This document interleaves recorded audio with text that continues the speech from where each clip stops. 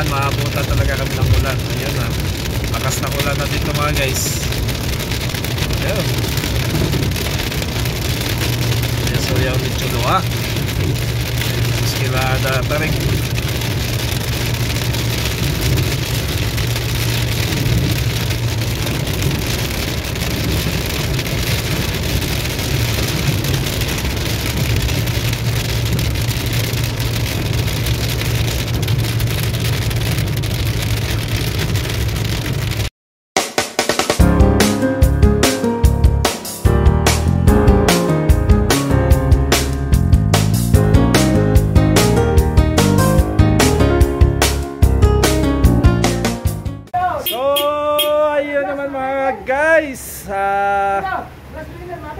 Day 4 ngayon ng Ramadan. Ipakita ko sa inyo yung mga kaganapan natin sa mga araw na to.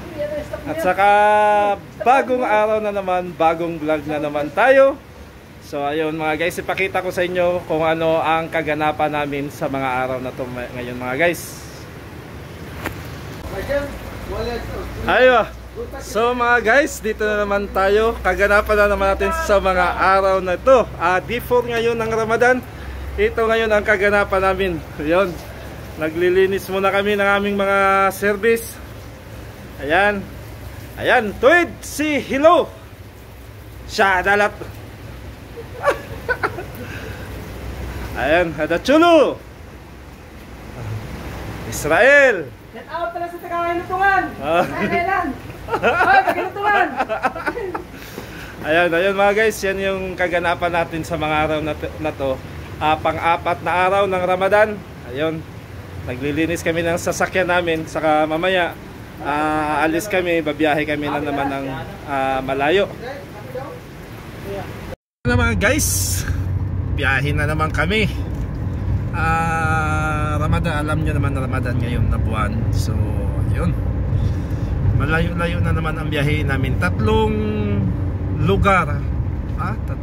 Solpi, Chakra, Madsma. Okay, 3 lugar kami. 3 lugar ang biyahe namin. So, medyo may kalayuan na naman siya. Siguro mga Chakra, 2 oras. Siguro aabot kami ng 4 na oras sa biyahe namin. So pabalik 4 na oras. So 8 oras na naman na biyahe. Back and forth na yan sa mga guys. So ayun, saka napakahirap sa biyahe ngayon ng malayuan. Kasi yung kasama ko, kagaya na sinasabi ko sa inyo sa unang mga vlog ko, na Muslim siya. So nagpa-fasting yan sila. So malayo ang biyahe. Sana gabayan kami ng Diyos na walang mangyari sa amin sa biyahe namin. Saka alert naman tayo mga guys. Dito naman ako sa gilid niya lagi. Saka tinitingnan ko siya lagi. Baka makatulog. Saka tinanong ko naman siya, pag may mararamdaman ka, sabihin mo lang ako. Saka tatabi lang tayo kaagad sa gilid ng kalsada, magpahinga. So ayun na mga guys, ipakita ko sa inyo ang panahon natin ngayon. Napakaganda ng panahon ngayon mga guys. Hindi siya mainit, makulimlim siya mga guys. Kasi parang uulan pa siya. So pag umulan pa to siya, last na ulan niya na to. At saka pagkatapos ng last na ulan, may parating yan na sunstorm. Pagkatapos ng 2 yan, so ibig sabihin sa summer na dito. So tig-init na naman. So yun na naman. Pero dito naman sa Buraida mga guys, hindi siya masyado mainit. Hindi kagaya doon sa Riyadh, sa ibang ng Saudi. Mainit-init talaga sila doon kasi wala silang mga puno, mga kahoy-kahoy. Dito naman sa Buraida, maraming kahoy-kahoy dito kasi maraming farm ng mga dates. At saka sa gilid ng mga kalsada, maraming mga kahoy-kahoy din mga guys. So ipakita ko sa inyo mga guys. So ayun, kung napansin nyo mga guys, diba yan sa highway, makikita nyo maraming puno ng mga yan. Yan, nakatulong yan sa panahon pagting-init. Hindi siya masyado mainit dahil ina-absorb nila ang init. Yan. Saka yun mga guys, so tingnan nyo ang panahon natin ngayon mga guys. Yan, diba maulap, makulimlim siyang langit. Yan, ang ganda ng panahon ngayon. So parang Pilipinas ang panahon ngayon dito mga guys. Hindi siya mainit, hindi na siya malamig. Parang Pilipinas lang talaga siya mga guys. Yan.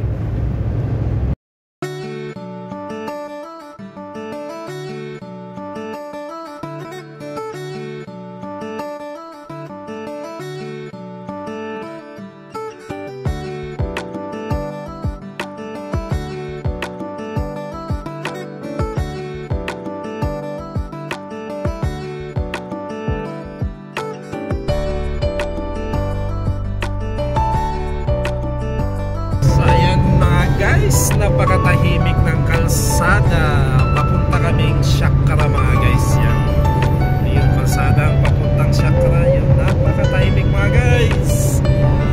Yan yung gilid-gilid. Ayan. Ito yung highway.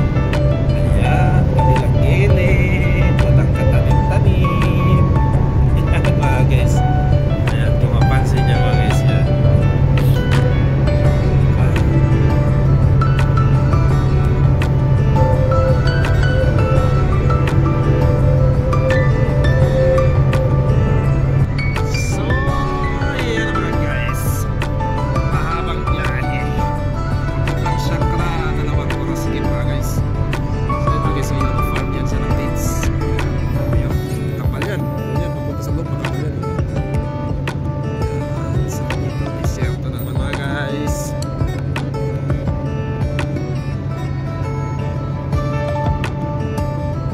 So, ayun na mga guys. Dito na tayo sa bayan ng Chakra. Yan. Dito na kami sa looban ng Chakra. Bayan na to ng Chakra mga guys. Sa ito, may malapit-lapit na kami sa store namin. Ayan. Ito yung bayan ng Chakra mga guys. Kung napansin nyo, marami ding puno.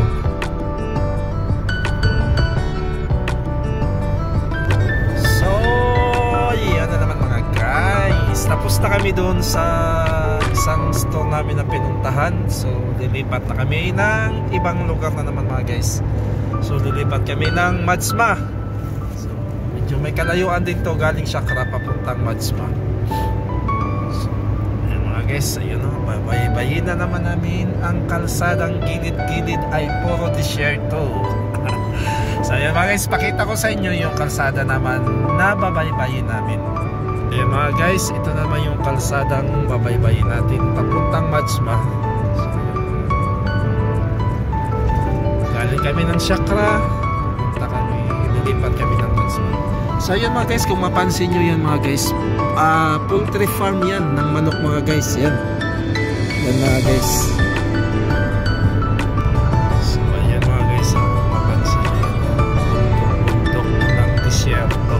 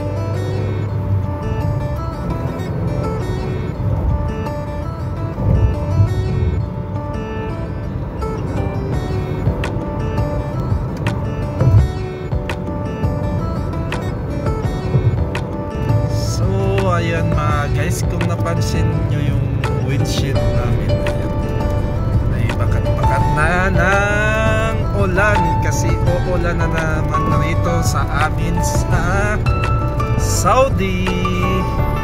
So ayan mga guys, uling ulan na to mga guys. Pagkatapos ng ulan na to, magsa-sunstorm. Pagkatapos ng sunstorm, iinit na naman ulit ang Saudi mga guys. Tapos na naman ang lamig ng Saudi mga guys. Ayan. So yun mga guys, yung mga view dito sa gilid ng kalsada. Yun, mapansin nyo ang dilim ng langit ngayon mga guys. So, kasi uulan kasi ito mga guys.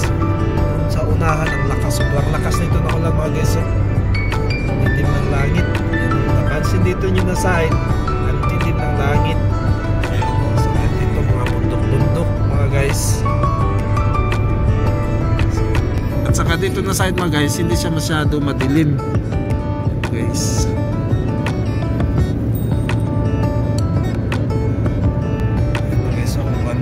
Sobrang dilim mga guys. Sa unahan nito umuulan na to siya mga guys. Kaya mga guys, anohan tayo ng ulan dito. Maabutan tayo ng ulan dito sa kalsada mga guys.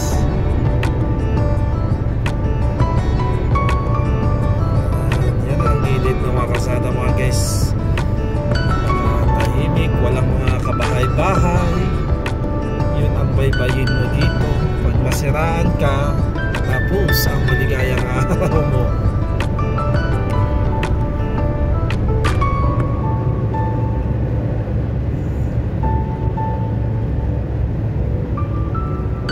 Guys, ito yung kalsada mga guys. Yan ang sinasabi ko sa inyo na hindi ka pagod sa trabaho, pagod ka sa biyahe. Ang trabaho dito namin mga guys, napakadali lang. Pero ang biyahe mga guys, napakalayo.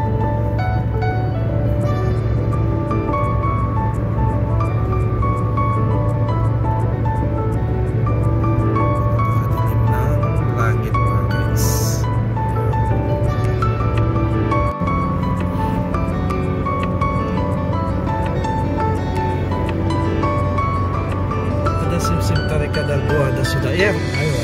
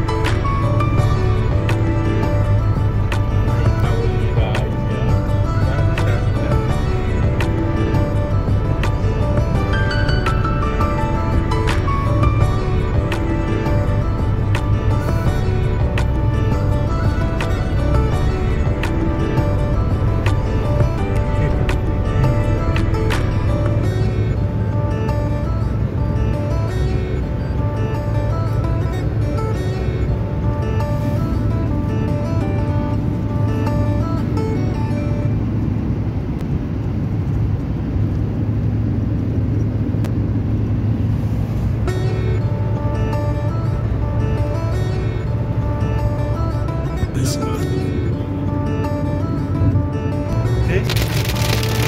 So ayun na mga guys. Malakas na ang ulan. Ayan o, mapansin nyo yan sa windshield. Yan, malakas ng ulan dito mga guys. Ayan o. So ayun mga guys, dito na kami sa Madsma. So ayan o, mapansin nyo yan, yung logo ng Herpy yan. So dito na kami, parating na kami. Time check,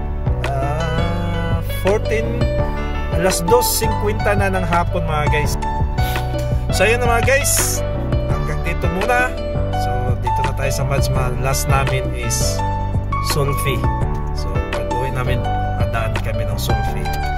So ayun mga guys, bye bye muna.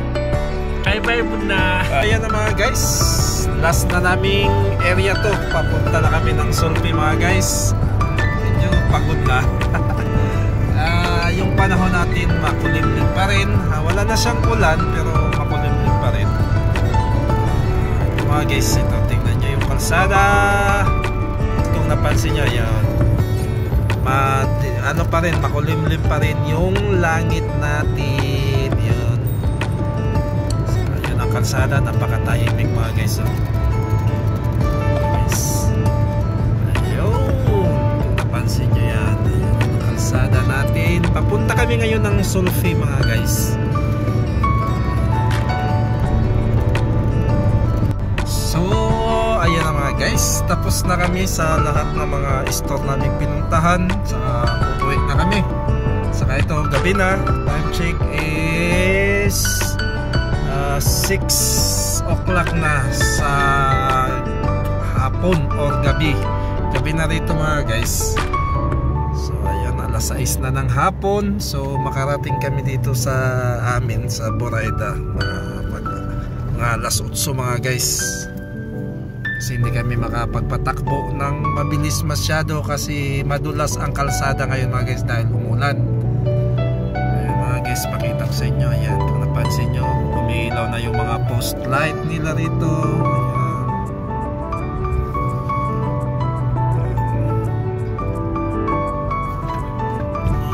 Yaman ni popcorn mo din. So ayun na mga guys, hanggang dito na lang ang vlog natin sa mga araw na ito. Maraming salamat sa inyong walang sawang pagsuporta sa aking channel. Mula umpisa hanggang dulo, sinasamahan nyo ako. Sa aking mga kapwa OFW, maraming salamat sa inyong lahat sa walang pagsawang pagsuporta sa ating channel. Sa aking mga silent viewers, maraming salamat sa inyong lahat. At higit sa lahat sa ating Panginoong Hesus na nagbigay lakas sa atin na makapag-vlog, na makaharap dito sa camera. So maraming salamat talaga sa inyo mga guys. And this is it, yours truly, Michael Variety Show, saying goodbye and God bless us always. Much love, I love you all. Cholo, saying goodbye. Goodbye. Ayan, bye bye mga guys.